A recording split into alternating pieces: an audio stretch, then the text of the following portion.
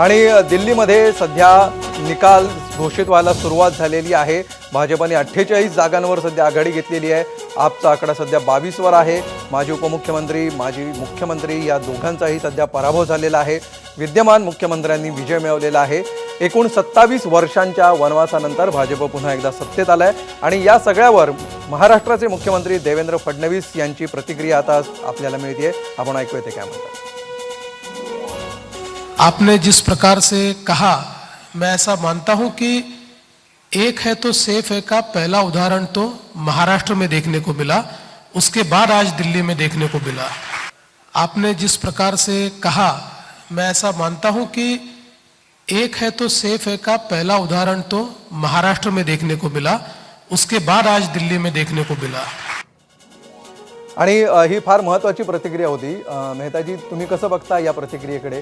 जे महाराष्ट्रात दिसलं तेच दिल्लीत दिसलं असं फडणवीस म्हणतात। नाही, माझं इतकंच म्हणणं आहे। त्याआधी मी इतकं म्हणेन की काळ्या ढगांना सोनेरी कडा अतिशय जी आमच्या जिंकलेल्या आहेत त्याबद्दल आम्हाला खूप आनंद आहे।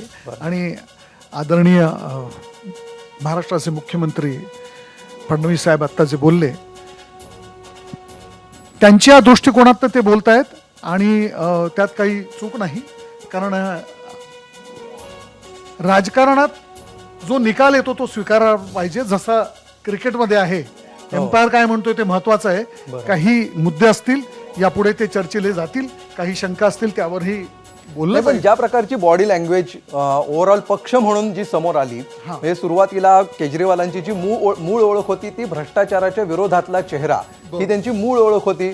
मात्र त्यांच्यावर भ्रष्टाचाराचे आरोप झाले, पुढे ते सिद्ध होणं वगैरे हा नंतरचा भाग। मात्र सर्वसामान्य मतदाराच्या नजरेतून बघताना त्या मुद्द्यावर भाजप असेल किंवा विरोधकांनी मोठा अटॅक केलेला होता। दुसरा साधी राहणी असेल, मला गाडी नको, बंगला नको वगैरे वगैरे। मात्र प्रत्यक्षात जे काही चित्र वेगळं निर्माण झालं। विकासावर बोलणारे केजरीवाल यावेळी मात्र अखंड तांडव करताना दिसले। अगदी नदीतून विष सोडण्यात आलंय अशा प्रकारे ते ॲग्रेसिव्ह झाल्याचं आपल्याला बघायला मिळालं।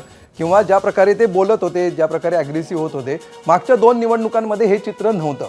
तर हे जाणीवपूर्वक केलं आणि ती स्ट्रॅटेजी चुकली असं तुम्हाला वाटतं की असं व्हायला केजरीवालांना भाग पाडलं भाजपने? बघा कसं आहे, जेव्हा तुम्ही मुख्यमंत्री असता किंवा माजी मुख्यमंत्री असता तेव्हा तुमच्या सुरक्षेचा एक प्रश्न असतो। तुम्ही कुठे राहता हा सुद्धा त्या राज्याच्या जबाबदारीत येतं। मग ते ACB असो, पोलीस असो, म्हणून काही गोष्टी त्या कराव्याच लागतात। तुम्ही राजकारणात आल्यानंतर सुरक्षा ही तुम्हाला घ्यावीच लागणार। तुम्ही निवडणुकीमध्ये जिंकल्यानंतर तुम्हाला काही सुरक्षेपोटी काही घड्या वापराव्याच लागणार। त्याबद्दल म्हणजे जरी ते बोललं जातं तरी तसं बघायला गेलं तर अरविंदजी काही कन्व्हेन्शनल पॉलिटिशियन नव्हते।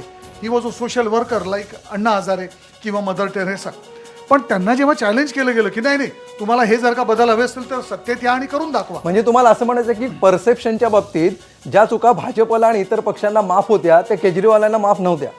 नाही, मला इतकंच म्हणायचं आहे की काही गोष्टी तुम्हाला बोलाव्या लागतात, पण प्रत्यक्षात जेव्हा तुम्ही जाता, निवडून येता, तुम्हाला तुमचे जे सुरक्षा अधिकारी असतात ते म्हणतात नाही साहेब तुम्ही तसं बोलला असाल ठीक आहे, पण तुम्ही आता मुख्यमंत्री आहात, तुम्हाला हे घ्यावंच लागेल, या अशा घरात राहावंच लागेल। हे प्रोटोकॉल आहे, त्याला तुम्ही काही नाकारू शकत नाही। बरं, ठीक आहे। म्हणजे म्हटलं ते महत्वाचं आहे। एका परसेप्शनमुळेच केजरीवाल आणि आम आदमी पक्षाची निर्मिती झाली होती। जनतेचं जे परसेप्शन होतं भ्रष्टाचाराला घेऊन, आणि आता तेच परसेप्शन कुठंतरी बदलल्या गेलं आणि त्याची परिणिती ह्या निकालांमध्ये आपल्याला दिसते। आपण नुकतंच देवेंद्र फडणवीस यांचं वक्तव्य पाहिलं आणि त्यांनी दिल्लीच्या निकालाला एक है तो सेफ हैशी जोडलं। मृणाल, मी तुमच्याकडे येते, काय नक्की म्हणायचंय फडणवीसांना असं वाटतं?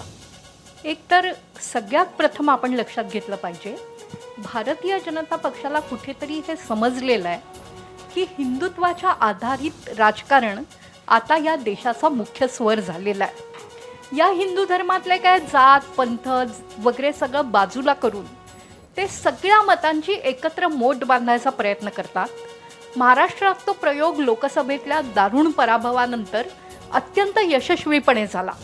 भाजप ज्या पद्धतीने मायक्रो प्लॅनिंग करून एकेका जातीची मतं काढते बूथनिहाय, ते बाकी पक्षांनी खरं तर शिकण्यासारखं आहे। ते वारंवार हे करतात। मला असं वाटतं फडणवीस तेच तत्त्व दिल्लीच्याही निकालांबद्दल लावतायत। दिल्लीचे जे काय आपल्याला कल समजतायत ते लक्षात घेता पंजाबी जिथे वोट आहे तिथे भारतीय जनता पक्षाला उत्तम मतं मिळाली आहेत, पूर्वांचली मतं आहेत तिथे उत्तम मतं मिळाली आहेत, मुस्लिम डॉमिनेशनचे जे काय 18 मतदारसंघ आहेत त्याच्यातही भारतीय जनता पक्षाला 7 ठिकाणी बाकी जातींच्या पोलरायझेशननुसार आघाडी मिळालेली आहे.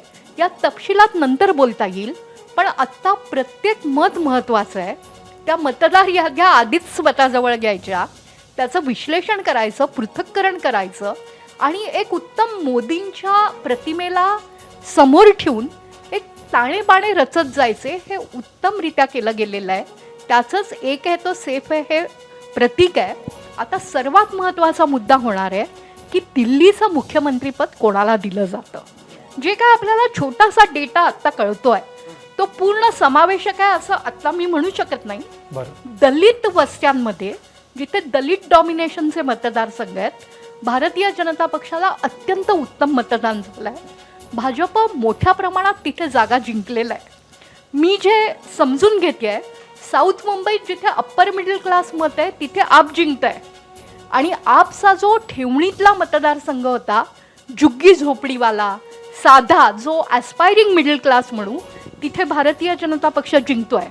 आणि मग जर दलित वस्त्यांमध्ये मतं मिळत असतील तर भारतीय जनता पक्ष कदाचित दिल्लीत एखादा दलित चेहरा मुख्यमंत्री म्हणून समोर आणू शकेल. संविधानाबद्दल सातत्याने बोललं गेलं ही नरेटिव्हची लढाई आहे. या निकालाचा एक श्लेष असाही आहे की NGO पक्षांच्या राजकारणावर फार मोठ्या प्रमाणात जनतेने नकार दर्शवलेला आहे. आता हे NGO टाईपचं राजकारण हा भारतीय जनता पक्षाचा अत्यंत आवडता मुद्दा आहे. त्यामुळे नरेटिव्हच्या लढाईत ते याला काउंटर करायला अतिशय चांगला चेहरा देण्याचा प्रयत्न करतील. या निवडणुकीत एकही चेहरा भाजपचा मुख्यमंत्री म्हणून समोर आलेला नव्हता. आत्ता एक जे नाव आपण हळूहळू चर्चेत येत आहे पत्रकारांकडून ते आहे गौतम यांचं, जे हरियाणातले एक नेते आहेत, दिल्लीच्या राजकारणाशी चिरपरिचित आणि ते दलित चेहरा आहेत. त्यामुळे भारतीय जनता पक्ष दिल्लीत आता कशा प्रकारची खेळी खेळतं.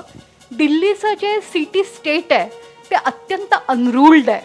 आत्तापर्यंत भाजपनी लेफ्टनंट गव्हर्नरच्या माध्यमातून तिथे काही अराजक आणायचा प्रयत्न केला असं आप म्हणायची. आता त्यांना तिथे व्यवस्था आणायची आहे. भारतीय जनता पक्ष त्याकडे नक्की लक्ष देईल. 28 वर्षांनंतर कुठेतरी विजय मिळालेला आहे. जिंकलेल्या आमदारांपैकी मुख्यमंत्री भाजप करणार नाही असं तुम्हाला म्हणायचंय? एक साधारणतः आत्ताचा जो ट्रेंड आहे आणि चर्चा आहे पत्रकारांची आणि न्यूजरूममधली चर्चा भारतीय जनता पक्षाबाबत कधीही खरी ठरत नाही, आपला अनुभव आहे. पण आत्ताचा जो साधारणतः हाती येणारा तपशील आहे निवडून आलेल्या आमदारांपैकी मुख्यमंत्री होण्याची शक्यता कमी आहे. मुख्यमंत्री हा भारतीय जनता पक्षाचा विचार पुढे नेणारा एक अत्यंत सक्षम चेहरा असेल. प्रशांत, तुम्हाला ही शक्यता कितपत वाटते? नाही, गेल्या काही निवडींचा जर इतिहास बघितला तर जी नावं चर्चेत नाही आहेत त्याच्यापैकीच कुठेतरी नाव येतं हे नक्की आहे. आता दिल्लीच्या बाबतीत असं आहे की दिल्लीमध्ये आपला पराभूत करून भाजपला जास्त फायदा झाला आहे की काँग्रेसला जास्त फायदा झाला आहे याच्यावरती पण खरं तर चर्चा करायला पाहिजे की भाजप तसंही म्हणजे आपण आता मुख्यमंत्रीपदाचा चेहरा बोलतोय, या निवडणुकीमध्ये उपराज्यपाल यांचा सुद्धा एक चेहरा होता. म्हणजे खरं तर केजरीवाल यांच्या विरोधात ते वृत्तपत्रामध्ये कॉलम सुद्धा त्यांनी लिहिलेला होता. अनेकदा त्यांचे आणि मुख्यमंत्र्यांचे वाद सुद्धा गाजलेले होते. त्यामुळं आता जेव्हा निवड करेल भाजप त्या सगळ्या दृष्टीने ती महत्त्वाची असेल. पण दिल्लीमध्ये जर आपण बघितलं तर अशा पद्धतीनं एक पॉलिसी डिसिजन केंद्र सरकारच्या हातामध्ये होतेच. काँग्रेसचा याच्यामध्ये जास्त फायदा काय दृष्टीनं असेल तर गुजरातमध्ये आपण बघितलं, हिमाचलमध्ये बघितलं, मध्य प्रदेश किंवा इतर काही राज्यामध्ये की जिथं केवळ काँग्रेस आणि भाजप असेच पारंपरिक पक्ष होते तिथं आता हळूहळू आपण पाय पसरवायला सुरुवात केलेली होती. आणि आता सुद्धा भाजपनं ही जी निवडणूक आहे ती इतक्या सिरियसली घेण्याचं किंवा हा पक्ष आपल्या टार्गेटवरती आणण्याचं कारण कदाचित 2022च्या गुजरातच्या निवडणुकीमध्ये असावं, ज्यावेळी गुजरातमध्ये त्यांनी म्हणजे आपला प्रभाव दाखवायला सुरुवात केलेली होती. तिथं मला वाटतं 13% आसपास मतं मिळालेली होती आणि 5 आमदार त्यांचे निवडून आलेले होते. म्हणजे खूप लवकर नॅशनल ॲम्बिशन त्यांच्या सुरू झालेल्या होत्या. त्या योग्य अयोग्य याची चर्चा करता येईल, पण एक भविष्यातला प्रतिस्पर्धी भाजपनं त्याच्यातनं वेळीच ओळखला असं म्हणायला काही हरकत नाहीये. निश्चितपणे अतुलजी, तुम्हाला बोलायचं मला कल्पना नाही, आहे. फक्त एकच एकच सांगतो मी, 2 मिनिटं फक्त. नॅशनल ॲम्बिशनवर हे विसरत आहेत. 2014लाच केजरीवाल वाराणसी लढले होते, बरोबर. त्यांना पंतप्रधान व्हायचं होतं. त्यामुळे माझं असं म्हणणं आहे, पराभव झालाय हा स्वीकारा. आम्ही टार्गेटवर आणलं, मग 15 लाखाने टार्गेटवर आणलं, 20 वर्षाने टार्गेटवर आणलं. त्यामुळे असं आहे, त्यांच्या भ्रष्टाचारामुळे, त्यांच्या खोटारडेपणामुळे, त्यांच्या विकास विरोधी कामांमुळे आणि आमच्या चांगल्या प्रतिमेमुळे आणि आमच्या मेहनतीमुळे हा विजय झालाय, ही वस्तुस्थिती आहे. काहीतरी त्याचं कारण आम्ही काहीतरी अनकॉन्स्टिट्युशनल केलं, आम्ही काही सत्तेचा गैरवापर केला, असलं विश्लेषण कोणी करू नये. हा दिल्लीच्या जनतेने दिलेला कौल आहे, तो खरं तर सगळ्यांनी स्वीकारला पाहिजे आणि त्याचं नीट मेहताजींची आपण घेतली पाहिजे प्रतिक्रिया, कारण आरोप जे आहेत ते त्यांच्या पक्षावर, त्यांच्या नेत्यांवर. Atulji, with due respect to you, मला इतकंच म्हणायचं आहे की तुम्ही जे आरोप केले आता, ते आरोप आहेत, ते सिद्ध झालेले नाहीये, ते सिद्ध होऊ द्या. अरविंदजी म्हणालेले, जर सिद्ध झालं तुम्ही जेलमध्ये जायला तयार आहे. अहो, केजरीवाल जे या देशाच्या राजकारणामध्ये नवा अध्याय निर्माण करण्याकरता मी राजकारणात आलो असं सांगत होते, ते या देशातले पहिले मुख्यमंत्री ठरले की ज्यांना अटकेनंतर सुद्धा त्यांनी मुख्यमंत्रीपद सोडलं नाही. शिबू सोरेनच्या मुलाने पण मुख्यमंत्रीपद सोडलं अटक झाल्यानंतर. तो पराक्रम या देशामध्ये फक्त केजरीवालांनी केला. त्यामुळे एकीकडे रामाची भूमिका घ्यायची, पण कृती मात्र रावणाची करायची. कळलं की नाही? आणि त्याच्यामुळे आता यांनी LGचा मुद्दा उपस्थित केला. LGवर कोणी आरोप केले सर्वाधिक? मग LGने उत्तर नाही द्यायचं? तुम्ही सगळ्या संस्था संपवायला निघालात, सगळ्यांवर तुम्ही खोटे आरोप करताय आणि मग तर काय LGने उत्तर दिलं तर तरी सुद्धा तुम्ही रडणार? त्यावेळी प्रत्येकाच्या सहनशीलतेला सुद्धा मर्यादा असतात. जनतेची सहनशीलता संपली, जनतेने त्याला आता उत्तर दिलं. नॅशनल ॲम्बिशन बद्दल जे मगाशी म्हणाले अतुलजी, ते बरोबर आहे की ते लगेचच 2014ला मोदींच्या विरोधात निवडणूक लढायला निघाले होते. पण 2015 नंतर केजरीवाल यांना ही कदाचित चूक आपली कळली होती. त्यांनी टोन डाऊन खूप केलेलं होतं. पंजाबची निवडणूक ज्यावेळी ते हारले होते, पहिली निवडणूक मला वाटतं 2017ची, त्याच्यानंतर त्यांना ती चूक उमगली. मला वाटतं याच्यानंतर या ज्या गोष्टी आहेत, म्हणजे या निवडणुकीचं सगळ्यात मोठं मला हे दिसतंय की आम आदमी पक्ष एक सामान्य बॅकग्राऊंडच्या लोकांचा पक्ष आहे. हे जे काही त्यांचं म्हणणं होतं, एक पर्यायी राजकारण ते देशामध्ये आणू पाहत होते, त्याचा हा पराभव आहे. कारण ते टिकवण्यामध्ये, आणि मगाशी मी स्वतः उल्लेख केला होता हा, की ज्या केसेस त्यांच्यावरती झालेल्या आहेत, 16 आमदार आणि 16 नेते आजपर्यंत जेलमध्ये जाऊन आले. आणि आपण चर्चा ह्याची करतोय दारू घोटाळ्याची वगैरे, पण त्याच्याऐवजी इतर केसेस बऱ्याच होत्या ज्याच्यामध्ये अगदी म्हणजे सेक्शुअल अब्यूजपासून ते ऑफिसच्या लोकांना त्रास देणं, त्याच्यानंतर बोगस डिग्री. तर या गोष्टी तुम्हाला रोखता आल्या असत्या. त्याच्यासाठी भाजपला जबाबदार धरता येणार नाहीये. त्यामुळं जर तुम्ही पर्यायी राजकारण करताय तर तुमचं चारित्र्य स्वच्छ ठेवण्याचं काम नक्कीच तुमचं होतं. ABP माझा, उघडा डोळे बघा नीट.